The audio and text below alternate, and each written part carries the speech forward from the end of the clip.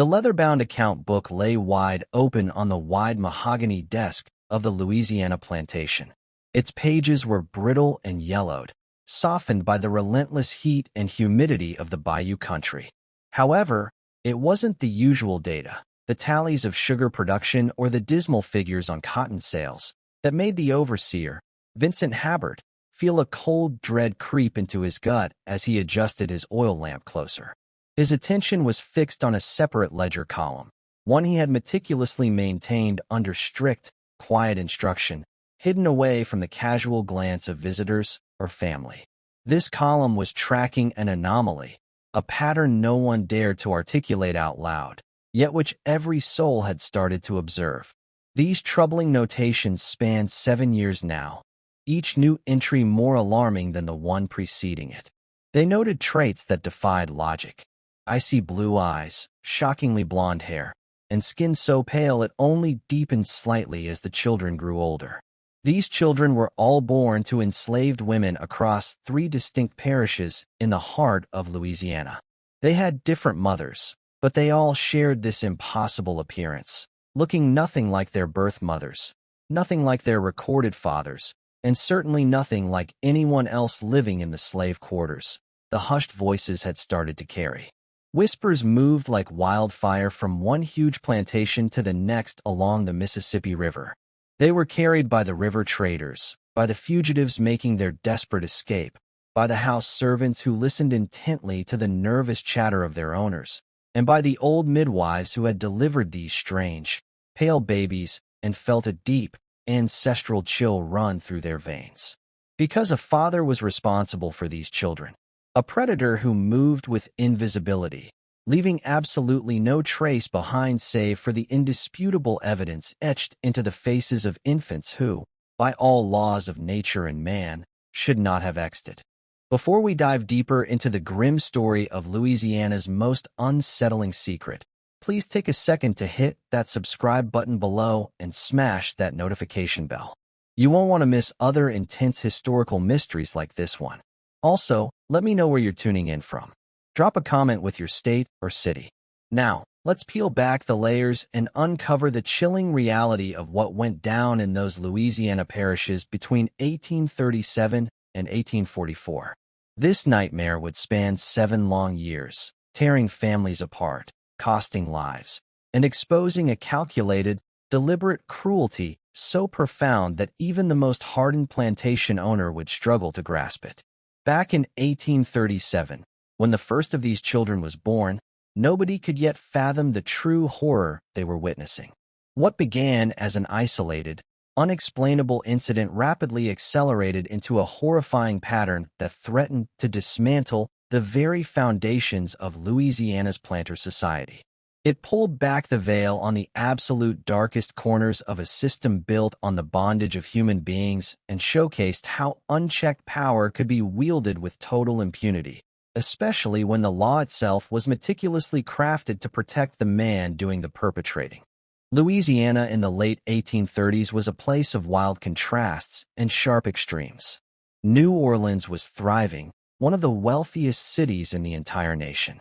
Its bustling port constantly churned, bringing in massive amounts of sugar, cotton, and thousands upon thousands of enslaved people. The deep-rooted French and Spanish colonial heritage still colored the culture, the architecture, and even the everyday language spoken on the cobblestone streets. Creole French was a mix with English, Spanish, and various African languages, forming a rich, unique linguistic culture in the region. The city's theaters hosted world-class opera and ballet. Its renowned restaurants served dishes that rivaled Paris's finest dining. The magnificent ballrooms gleamed under the light of massive chandeliers imported from Europe. Yet, just outside the city's gaslights and towering mansions, beyond the neatly maintained gardens and elegant facades, the plantation economy ruled with merciless authority. The parishes situated north of New Orleans, specifically St. James, St. John the Baptist, and Ascension, formed the very heart of what was known as sugar country. These operations were fundamentally different from the vast cotton plantations of Mississippi or Alabama, where enslaved people often worked in relative isolation across sprawling fields. Sugar cultivation required a different kind of labor, a more urgent schedule, and a distinct, heightened level of brutality. The cane harvest had to be cut, milled, and processed within a tight, unforgiving time frame before the first winter frost could spoil the whole crop. This reality meant that from October through December, the infamous grinding season, every plantation morphed into a 24-hour-a-day factory. Enslaved people were forced to work grueling shifts that lasted 18, 20, and sometimes even 22 hours straight. They cut the heavy cane in the fields under the relentless November sun, hauled the stalks to the massive sugar houses, fed them into the grinding mills, boiled the juice in enormous, bubbling kettles, stirred the crystallizing sugar, and packed the final product into huge wooden hogsheads for shipment. The machinery itself was a constant hazard. The mills could snag clothing, hair, or a limb, dragging workers into the crushing rollers before anyone could even scream a warning. The enormous kettles of scalding hot sugar juice posed a risk of splashes that caused burns down to the bone. Sheer exhaustion inevitably led to accidents, fatal mistakes, and deaths that were simply noted in the ledgers as losses of property, calculated against the harvest's total profit. The mortality rate for enslaved people on Louisiana sugar plantations was the single highest in the entire American South. The owners knew this. They factored it directly into their business plans. It was financially more viable to work people to death and purchase replacements than to sustain a reasonable, humane pace of labor. This was the brutal, dehumanizing environment into which those strangely pale children were about to be born. A world where human beings were systematically reduced to mere units of production, where their bodies were not their own, and where the legal system offered them no protection and no possibility of recourse. The river parishes were more densely populated compared to other farming regions. Properties often sat close together along the winding river, their boundaries marked by nothing more than a line of cypress trees or a small bayou. The Mississippi River acted as the main highway, the lifeline, and the connection point between all the plantations. Steamboats constantly moved up and down, carrying supplies, mail, travelers, and news. Information here traveled lightning fast. A birth on one plantation would become common knowledge on 3 others by the following morning. A death, a sale, a public whipping, all became almost instantly known. This rapid interconnectedness made the unfolding mystery far more disturbing, because when the unusual births started, they didn't happen randomly. They formed a clear pattern, and patterns always imply intention. The very first plantation to officially document such a birth was Belmont, a moderate-sized sugar operation owned by the Duchamp family. They had held this land for 3 generations, dating back to the Spanish colonial period. The main residence was built in the traditional Creole style, elevated on brick columns to protect against seasonal flooding, with wide, shaded porches wrapping around both floors. Moss-draped oak trees lined the drive leading from the river road. Behind the house, the sugar operation sprawled. The grinding mill, the boiling house, the curing sheds, and the cooperage where barrels were constructed. Farther back, concealed by a thin line of trees, lay the slave quarters, 2 parallel lines of crude cabins facing each other across a dirt path. Each tiny cabin crammed multiple families, sometimes 10 or 12 people sharing a single room. There was no privacy, no space, no comfort, just the relentless struggle for survival. The Duchamp family consisted of Monsieur Philippe Duchamp, his wife Celeste, and their 3 children. Philippe was 48 in 1837, a frail, perpetually nervous man who had inherited the plantation from his father. He managed the business with crippling anxiety, constantly worried about the harvest yields, the fluctuating sugar prices, competition from Cuban imports, and the massive loans he'd taken out to expand his acreage. He also worried about rebellions, abolitionist movements, and the political shifts that threatened the entire system his vast wealth depended on. His overseer, Vincent Habert, 32, had been at Belmont for 6 years. Habert was rare among overseers. He was fully literate in both French and English and kept scrupulously detailed records. He had a reputation for being strict but not pointlessly brutal, focused on maximizing output through meticulous organization rather than sheer terror. This made him indispensable to Duchamp, who simply didn't have the stomach for the day-to-day violence many owners considered necessary. Habert lived in a small cottage positioned strategically between the main residence and the quarters, allowing him to monitor both areas. He woke before dawn every day, made his rounds, assigned the work details, logged progress, and recorded every minute detail in his ledgers. He knew every enslaved person on the property by name, their specific skills, their weaknesses, and their family ties. This intimate knowledge was power, and Habert wielded it with caution.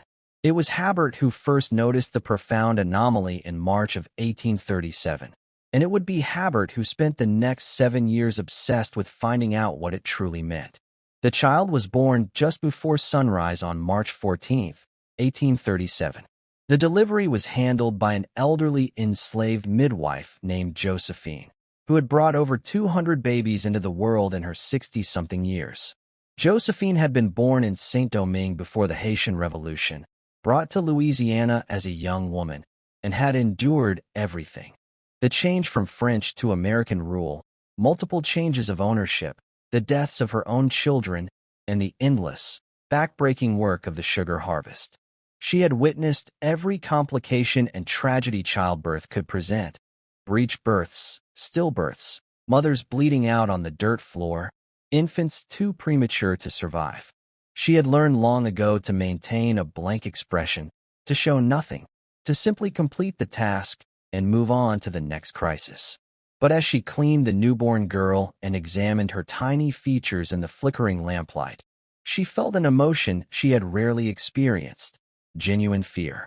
The mother was a woman named Marie, dark-skinned, strong, and 23 years old.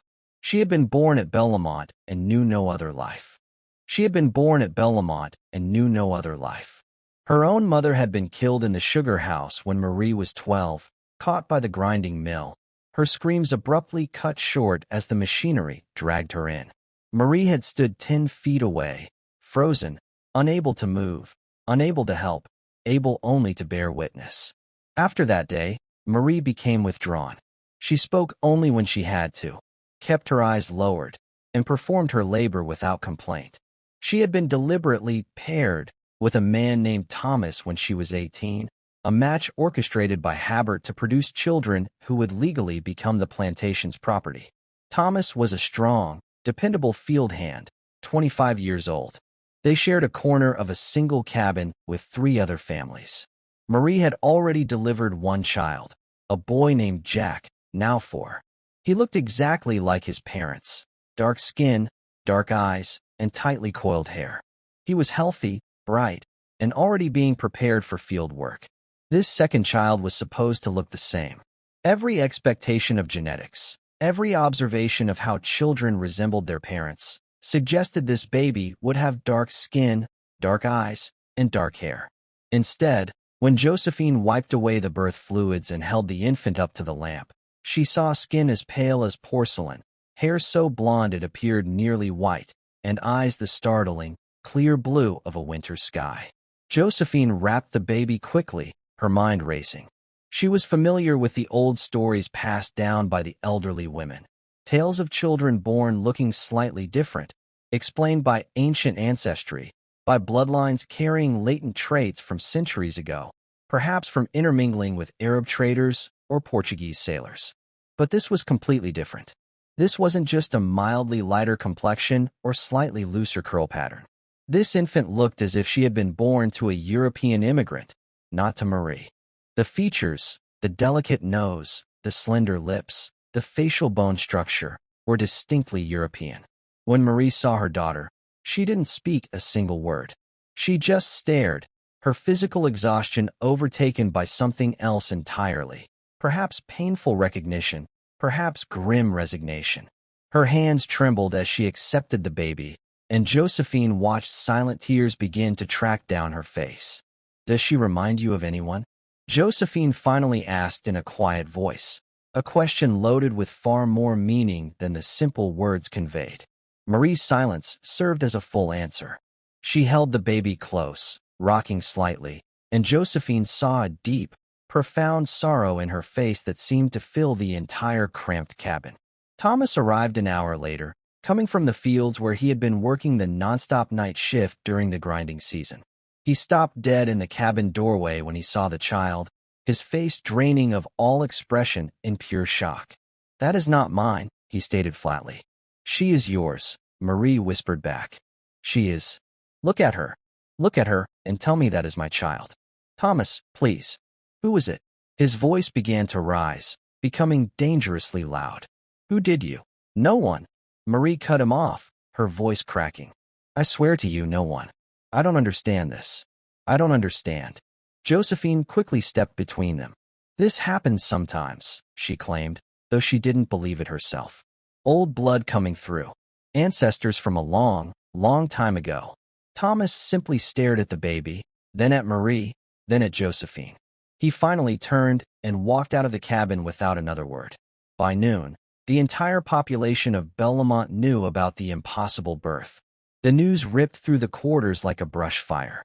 People crowded the cabin, desperate to see the impossible child for themselves. Some murmured about curses, evil spirits, or divine punishment. Others remained silent, their faces troubled, as if they knew a truth they couldn't, or wouldn't, speak aloud. By nightfall, the news had already reached 2 neighboring plantations, carried by enslaved people visiting relatives, by traveling traders stopping at river landings, and by the subterranean network of communication that existed beneath the surface of planter society. By the end of the week, Vincent Habert was summoned to the main house to address the matter with Monsieur Duchamp. Habert walked up the oak-lined drive filled with a heavy sense of foreboding. He had already interrogated Marie, gently at first, then with increasing pressure. She had adamantly insisted she had been with no one but Thomas. She swore it, even as tears streamed down her face while holding her bizarre-looking daughter. He had questioned Thomas, who flat-out refused to claim the child, moved out of the cabin, and requested a transfer to a different work crew. He had also questioned the other enslaved people in the cabin who might have seen or heard something. No one offered any useful information, or if they had it, they weren't sharing it. Duchamp was pacing his study when Habert arrived, his thin face tight with worry. The room smelled of pipe tobacco and old, decaying books. A portrait of Duchamp's stern, judgmental father hung directly over the fireplace. "Sit down, Habert. Tell me what exactly happened." Habert sat in the chair across from Duchamp's desk and calmly laid out the facts as he knew them. The birth, the child's utterly unique appearance, Marie's insistence she was with only Thomas, and the complete lack of any evidence to suggest otherwise. "It's not possible," Duchamp declared, resuming his nervous pacing. "Thomas is the father. It's in the records. I have the breeding records right here." He pulled out a ledger and quickly flipped through the pages. Marie and Thomas paired in 1832. First child born 1833. This is the second. Thomas is the father. "Yes, sir," Habert replied cautiously. "That is what the records indicate. But the child? I do not care what the child looks like." Duchamp interrupted, his voice sharp with mounting anxiety. "There has to be a natural explanation. There must be distant mixed ancestry, perhaps? Some old relative? These things occur." "Sir, I have seen mixed ancestry," Habert insisted. "This is different. This child looks entirely European." Duchamp stopped pacing and glared at Habert. "What are you suggesting?" "I am suggesting nothing, sir. I am simply reporting my findings. Because if you are suggesting that someone, that one of us..." Duchamp couldn't force himself to finish the thought. The implication was far too dangerous, too scandalous for the community. "I am suggesting nothing," Habert repeated. "I am asking what you want me to do next." Duchamp dropped heavily into his chair. He looked suddenly older, utterly defeated. "Record the birth. Note the unusual appearance. But the father of record remains Thomas. Is that absolutely clear?" "Yes, sir. And Habert, I don't want this talked about. Not with the other overseers, not with anyone. It is a private issue, an anomaly, nothing more." "Yes, sir." Habert left the main house with a troubled mind. He perfectly understood Duchamp's position. Any open suggestion that a white man had fathered a child with an enslaved woman would be scandalous, but it wouldn't be shocking. Such liaisons happened constantly, even if they were rarely acknowledged. The real problem was the strong implication of force, a violation, because Marie swore she had been with no one but Thomas. This meant that if the child wasn't Thomas's, something horrific had happened to Marie without her consent. And if that was true, if someone was violating enslaved women right on Duchamp's property, it shattered the illusion of control and order that was supposed to govern plantation life. It suggested that a person had free access to the quarters, to the women, without any oversight or fear of consequence. Habert returned to his small cottage and opened his private, leather-bound journal, completely separate from the official plantation records. He painstakingly documented every detail: the birth, Marie's tearful testimony, the child's striking appearance. He dated the entry carefully, March 14, 1837. He couldn't have known that this single entry would be the first of many, that he was meticulously documenting the beginning of a dark obsession that would consume the next 7 years of his life. The baby was named Claire. Marie tried desperately to care for her, tried to find a way to love her, but the baby was a constant, living reminder of something Marie could neither explain nor escape. Thomas never once acknowledged Claire as his daughter. He shunned Marie, avoided the cabin, and actively looked away from the child whenever their paths crossed. The other enslaved people at Belmont were deeply divided in their reaction. Some felt profound sympathy for Marie, understanding that a terrible wrong had been done to her, even if she refused or was unable to name it. Others were deeply suspicious, believing she must have been with someone, that she must have invited this situation upon herself. A few were simply terrified, sensing that Claire's existence was a sign of something dangerous, something that threatened them all. Claire grew quickly. She was a healthy infant, meeting every normal milestone. But her appearance became even more jarring as she aged. Her hair grew in thick and blindingly blonde. Her eyes maintained that astonishing, piercing blue color. Her pale skin burned quickly and easily in the intense Louisiana sun. By the time she was 6 months old, she looked like a child straight out of Scandinavia who had somehow been dropped into the slave quarters of a deep South plantation. The contrast between her looks and her environment was jarring, profoundly disturbing, and completely impossible to ignore. And then, just 14 months after Claire's birth, it happened again. The second impossible birth took place on a plantation called Riverside, located 6 miles upriver from Belmont. Riverside was a much larger operation than Belmont, with far more acreage and a significantly larger enslaved population. The owner was Etienne Broussard, 55, a second-generation Louisiana planter whose family had amassed a fortune in sugar. Broussard was known for running a highly profitable operation. He was also notorious for his violent temper, his readiness to use physical force to maintain control, and his unwavering belief that enslaved people needed to be kept in a constant state of fear to remain productive. His overseer, a Virginia transplant named Gideon Frost, shared this brutal philosophy. Frost, 40, was tall and broad-shouldered, with a face permanently etched by sun and wind. He openly wore a coiled whip on his belt and never hesitated to use it. The enslaved population at Riverside lived in terror of him, and Frost believed that terror was the single most effective foundation for good management. The mother in this case was a woman named Deline, 20, who worked in the main house as a laundress. She had been chosen for this role because of her quiet manner, her tireless efficiency, and her ability to seem completely invisible. House servants had to master this specific skill, the ability to be present without ever being noticed, to move through rooms without drawing attention, to hear entire conversations without appearing to listen. Deline had been born on a distant plantation and sold to Riverside when she was 15. That sale had torn her away from her mother and 2 younger siblings, and she never saw them again. That loss had hollowed her out, leaving her with a void that she tried to fill with work, with routine, and with the few small, fleeting comforts she could find: a moment of rest, a full meal, the brief absence of pain. She had been paired with a field hand named Samuel, 22, strong and silent. They shared a space in one of the cramped cabins in the quarters. Their relationship was civil but emotionally distant. Two people forced together by someone else's decree, trying to make the best of a situation neither had chosen. When Deline realized she was pregnant, she felt a confusion of emotions. Fear, because pregnancy meant extreme vulnerability, pain, and the real possibility of death. But also, a small, fragile hope. A child would be someone to love, someone who belonged to her, at least for a little while before the plantation inevitably claimed that child. 2. The pregnancy proceeded without issue. Deline continued her arduous work in the laundry, hauling heavy water, scrubbing clothes, and hanging them to dry in the humid air. As her belly grew, the work became harder, but she never complained.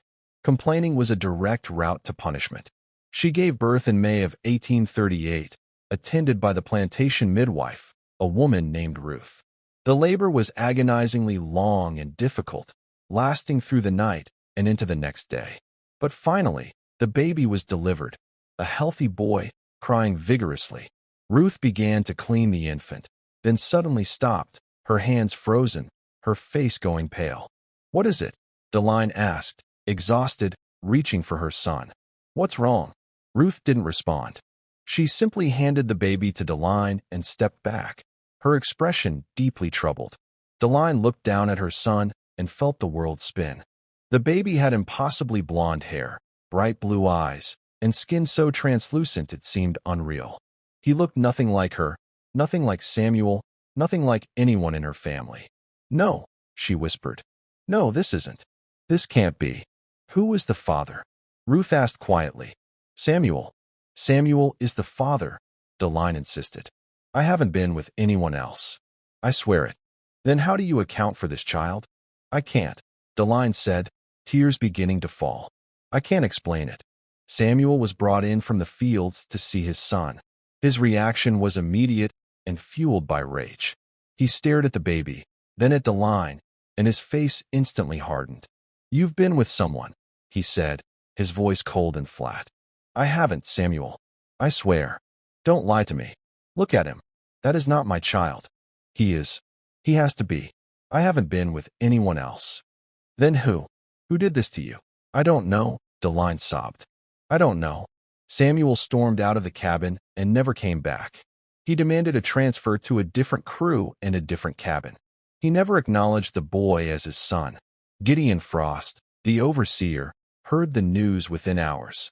He barged into the quarters, pushed into the cabin where Deline was recovering, and stared at the baby with a sickening mix of shock and fury. "Who's the father?" he roared. "Samuel," Deline whispered. "That is not Samuel's child. Look at it. I haven't been with anyone else." "You're lying." "I'm not. I swear on my life, I'm not lying." Frost questioned her for over an hour, his voice escalating, his threats becoming increasingly violent, trying to force a confession. But Deline maintained her silence, her eyes fixed on her impossible son. Over the next 2 years, the pattern continued, spreading through the parishes.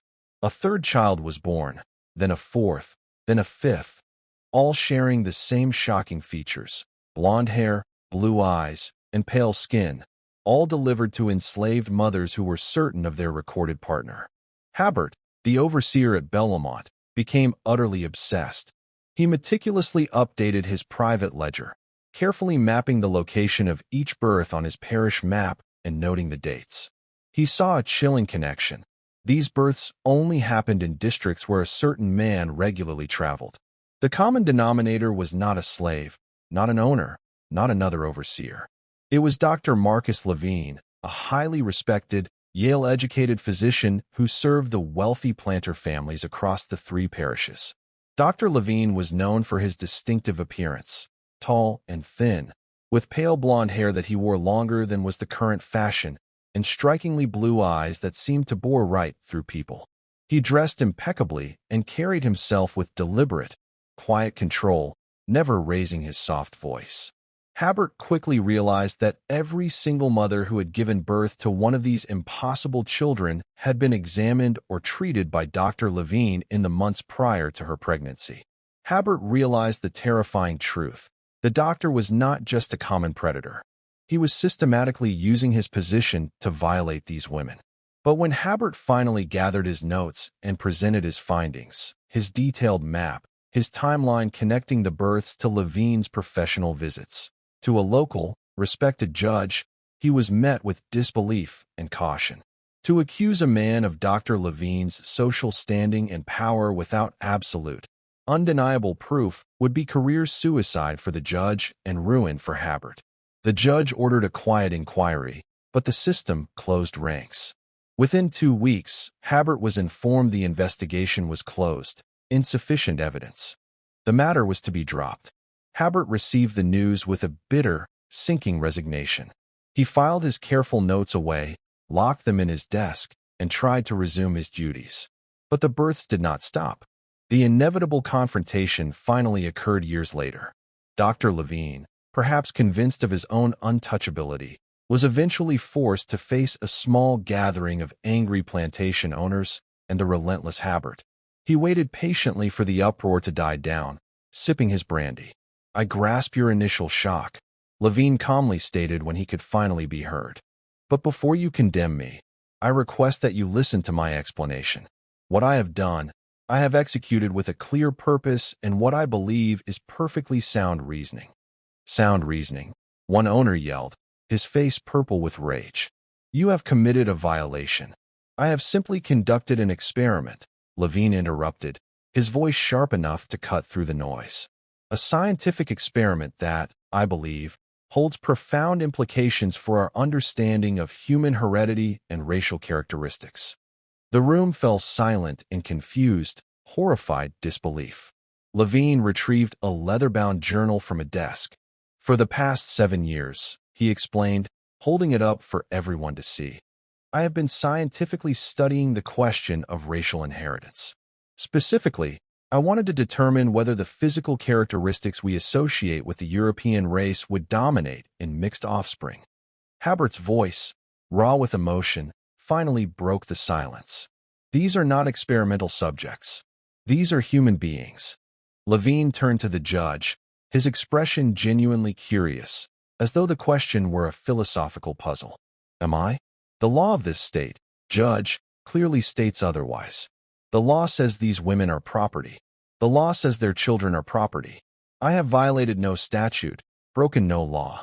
I have merely utilized available resources to pursue scientific knowledge." "You committed rape," Habert shouted, the word hanging like poison. "Multiple times, against women who had no power to refuse you, no power to protect themselves." Levine's expression remained unchanged. "Rape is a crime committed against persons, Mr. Habert. These women are not legally persons. They are property. I have no more committed rape than a farmer commits rape when he breeds his livestock. The law is quite clear on this specific point." The logic was utterly monstrous, sickening, yet under the grotesque system of slavery in Louisiana in 1842, it was also legally sound. The law did not recognize enslaved people as having the legal standing to be victims of rape. Levine was shielded by the very foundation of the society he served. Years later, a lawyer who came into possession of Levine's detailed journals read their monstrous contents and made a difficult decision. He would destroy them. He burned every note, every journal, every piece of documentation related to Levine's chilling work. "Some knowledge," the lawyer wrote in his own diary, "is simply too dangerous to preserve. Some truths are too monstrous to pass on to future generations."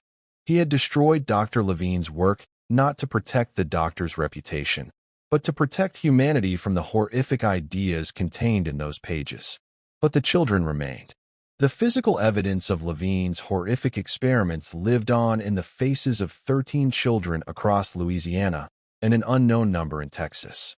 These children grew up, had families of their own, and passed on the genes that Levine had deliberately introduced into their bloodlines. When the Civil War finally came and slavery was abolished, these children, now adults, faced a new, terrible challenge. They looked too white to be easily accepted in the newly freed black communities, yet they were legally considered black by heritage and could never be accepted into white society. They existed in an agonizing, liminal space, belonging nowhere. Their very presence was a haunting reminder of the systemic horrors that had created them. Their existence serves as a terrifying testimony to the complete dehumanization inherent in slavery, the reduction of people to mere property, to experimental subjects, to things that could be used and violated without any consequence. The law that should have protected their mothers, that should have punished their father, failed completely. The real horror was not the births themselves, but the legal and social structure that enabled them and then protected the man responsible. Dr. Levine committed no crime under Louisiana law. He violated no statute. He broke no rule. He simply exploited the system as it was deliberately designed to be used, treating human beings as resources and experimental subjects. The law protected him because the law was written to protect men exactly like him. The real crime was not what Dr. Levine did to those women, monstrous as that was. The real crime was slavery itself.